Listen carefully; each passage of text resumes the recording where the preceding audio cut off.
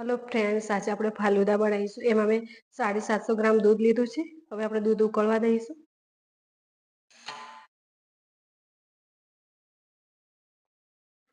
હવે અહીંયા મેં ફાલુદાની સેવ લીધી છે, ચિયા ચીઝ લીધી છે, ખાંડ લીધી છે, સાકર લીધી છે।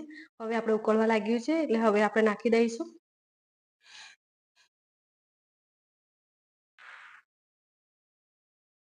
તમે પેકેટની લઈ શકો છો, મેં ઘરની બનાવી લીધી છે। હવે આપણે સારી રીતે ઉકાળી લઈશું। હવે આપણે ફાલુદા તૈયાર છે।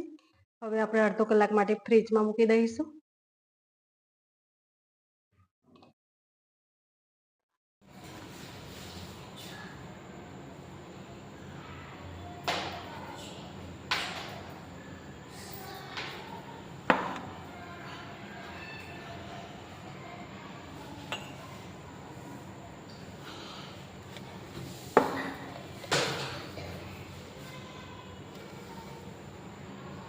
હવે આપણે ફાલુદા ગ્લાસમાં રેડી લઈશું।